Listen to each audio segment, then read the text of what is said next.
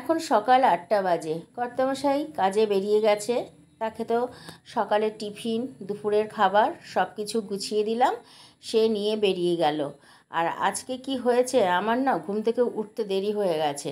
5:30টার সময় অ্যালার্ম দেওয়া থাকে, সে অ্যালার্ম বন্ধ করে দিয়ে আবার আমি ঘুমিয়ে পড়েছিলাম। যখন ঘুম ভেঙেছে দেখলাম 6টা 10 কি 12 এরকম হবে। তাড়াতাড়ি উঠেই আমি বাসি কাপড় কোনোভাবে ছেড়েই ভাত চাপিয়ে দিলাম। আর আজকে রান্নার অতটা চাপ নেই, সেই জন্য কোনো ব্যাপার না, কিন্তু ভাতটা হতেই তো সময় লাগে। আর এবারের চালটা না আমার দেখলাম একটু সময় নেয় হতে। যাই হোক, ঠাকুর করে ভাতটা আমার রান্না হয়েও গেছে ভালোভাবে, কর্তামশাই যেন নিয়ে যেতে পারলো। আর যাওয়ার আগে আমি বাসি ঘর ওই দরজার কাছে কাছে ঝাড় দিয়ে দিয়ে বাইরে ফেলে দিই 3টে দুয়ারে। ওই নিয়মটাই রক্ষা করি। কি করব, এতগুলো ঘর তো যাওয়ার আগে সম্ভব না ঝাড় দেওয়া, কারণ সময় নেই হাতে অত সকালে। তো এখন তো বাসি বিছানাটা তুলে নিচ্ছি। যাই হোক, আর এমন সময় আমি জামা কাপড় তো বাইরে মেলে এসেছি, শুনতে পেলাম যে বৃষ্টি এসছে, বৃষ্টির শব্দ। আমার রান্নাঘর আর ডাইনিং রুমটা তো উপরে অ্যাসবেস্টার দেওয়া, বৃষ্টি নামলেই না বোঝা যায়। তো আমি তাড়াতাড়ি করে বিছানা তোলা বন্ধ করে দিয়ে জামা কাপড় তুলতে চলে গেলাম। তো সেই যেগুলো তুলে নিয়ে আসলাম, অর্ধেক শুকিয়েছে অর্ধেক ভেজা এরকম। কালকের কিছু জামা কাপড় মেলা ছিল, সব তুলে নিয়ে আসলাম একসাথে। এনে এখন এই যে দরজার উপরে উপরে কিছু কিছু মেলে দেব। আর এই গেঞ্জিটা আজকেই ধুয়েছি সকালে, জানো তো, কাচা ধোয়া করে মেলে দিয়ে এসে তারপরেই বিছানা তুলতে শুরু করেছি। তো এবার কি করব, ভাবলাম না বিছানাটা তুলে ফেলি, তারপরে ওগুলো আমি মেলার কাজ করব। তো বিছানা তোলা প্রায় হয়েই গেছিলো, একটুখানি বাকি ছিল। তো এবার এই যে ঝাড়ছি, বিছানাটা একটু ঝেড়ে ঝুড়ে নিচ্ছি ভালো করে। আর এরপরে আমি জামা কাপড়গুলো একটু দরজায় দরজায় হালকা হালকাভাবে মেলে দেব। একটু একটু শুকিয়ে শুকিয়ে এসছে। কিছু কিছু জিনিস আছে, যেমন গতকাল আমি বিকেলবেলা কেচেছি, আর আজকে সকালবেলা 2-1টা জিনিস কেচেছি, বেশি কিছু না, আমার ওই বাসি নাইটি টাইটি এইসব। যাই হোক, এই দরজার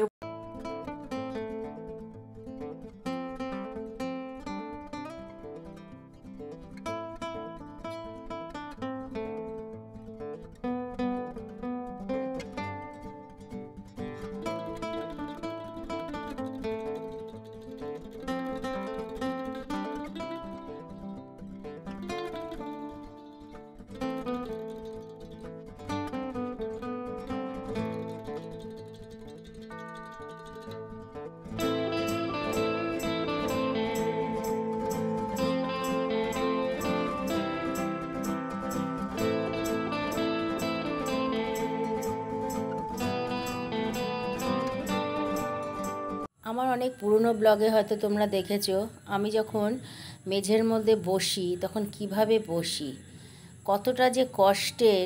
শুভ সকাল বন্ধুরা, অপূর্ব ক্রিয়েশনে তোমাদেরকে জানাই অনেক অনেক শুভেচ্ছা আর আমার ভালোবাসা। সকাল থেকে আর ইন্ট্রোটা দিতে পারিনি সেরকমভাবে, অনেক সকাল থেকে আর কি, কারণ সেই সময় ক্যামেরার সামনে আসতেই পারি না, ঠিকঠাক মতো ভিডিওই করতে পারি না। আর তোমাদেরকে আমি সুপ্রভাত জানাবো কি করে।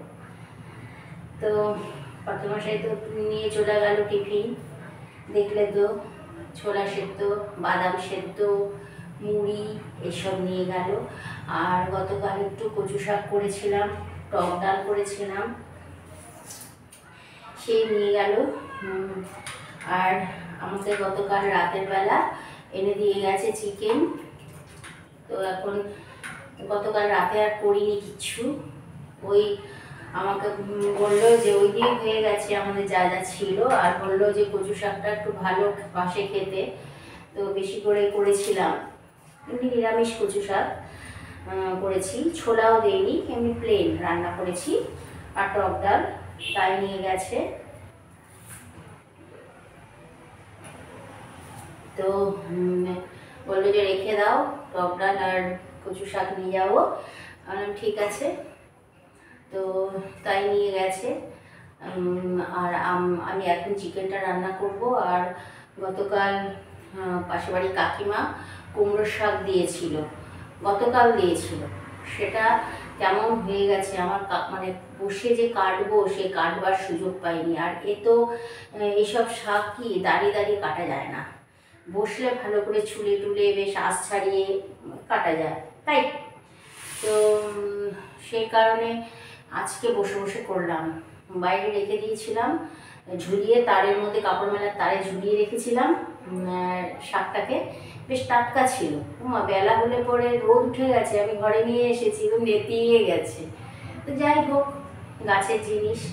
তা আমি এখন এই কেটে কুটে নিলাম, ডালে দিলাম, ডাল বসিয়ে দিয়েছি, ডাল হচ্ছে। আর এখন এই যে পেঁয়াজ টেয়াজ আদা রসুন সব জোগাড় করে নিই। মাংসটা রাত্রেবেলা ধুয়ে ভালো করে পরিষ্কার করে ধুয়ে টুয়ে একদম সুন্দরভাবে ফ্রিজে রেখে দিয়েছি। এখন রান্না করব। রাতে রান্না করিনি, কারণ কর্তামশাই নিষেধ করলো। রাতের খাবার আমাদের ছিল, যেহেতু রাতে যা খাওয়া দাওয়া করেছি, যা ছিল হয়ে গেছে আমাদের দুজনের খুব ভালোভাবেই। কচু শাক ডাল এগুলোতে আমাদের ভালোভাবেই হয়ে গেছে। তো সেই কারণে আজকে সকালবেলা ওই কর্তামশাইয়ের জন্য ওই রেখে দিয়েছিলাম। আমাদের দুজন মানুষ তো অত ঝামেলা নেই। আমাদের সত্যি কথা বলতে আমার ঘরের লোকের জন্য একটু ঝামেলা নেই খাওয়া দাওয়া নিয়ে। ও যদি কিছু নাও থাকে আলু সেদ্ধ ভাত নিয়ে চলে যাবে, এরকম আর কি। যাই হোক, এখন রান্নাবান্না করি। ডালটা এখন হচ্ছে, ফোড়ন দিইনি, শাক দিয়ে দিয়েছি ডালের মধ্যে।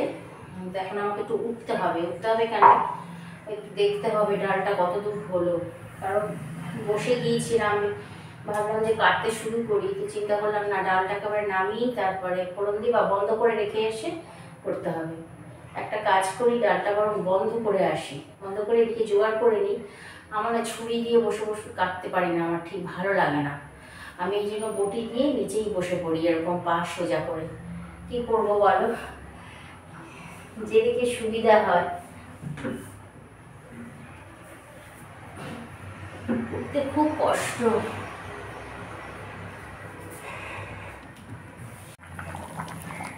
দেখো ডাল মধ্যে দিয়ে দিয়েছি শাক, কুমড়ো শাকটা দেখলে তো কাটলাম বসে বসে কীভাবে।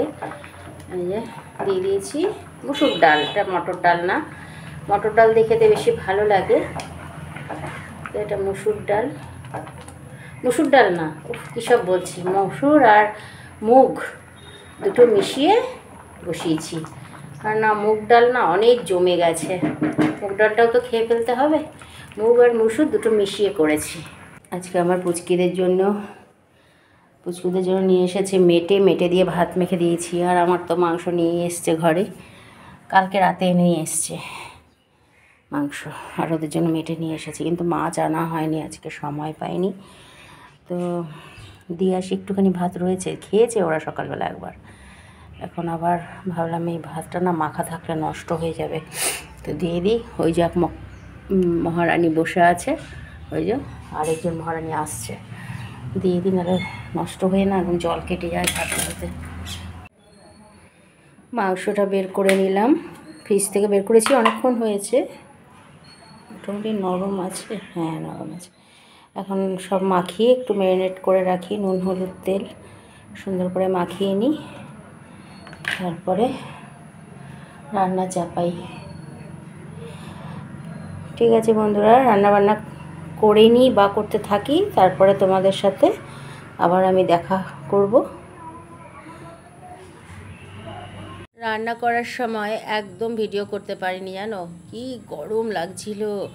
আর একদম যে ক্লোজ করে যে ভিডিও দেখাবো, এতে তো আমার একটু প্রবলেম হচ্ছে কদিন ধরেই। আমি তোমাদেরকে বলেছি না যে রান্নার ভিডিও করা যাচ্ছে না, মোবাইলটা গরম হয়ে যাচ্ছে। সেই কারণে এইভাবেই রান্নাটুকু তোমাদেরকে দেখিয়ে দিলাম। তারপরে রান্না বান্না শেষ করে মোটামুটি কিছুটা স্ল্যাব পরিষ্কার করেছি, সবটা হয়নি, বাসন কিছু বেরিয়েছিল, সেগুলো মেজে নিলাম। আরও কড়াই টড়াই এইসব টুকিটাকি রয়েছে, সেগুলো পরে মাজবো। আগে এই ছোটোখাটো বাসনগুলো মেজে নিচ্ছি, এটাও তো একটা আমাদের বড় কাজ, তাই না? তো আজকের মতো ভিডিওটা বন্ধুরা এখানেই শেষ করলাম। আবার দেখা হচ্ছে তোমাদের সাথে নতুন একটা ব্লগে। ততক্ষণ সবাই ভালো থেকো, সুস্থ থেকো, আর কিন্তু অবশ্যই আমার পাশে থেকো।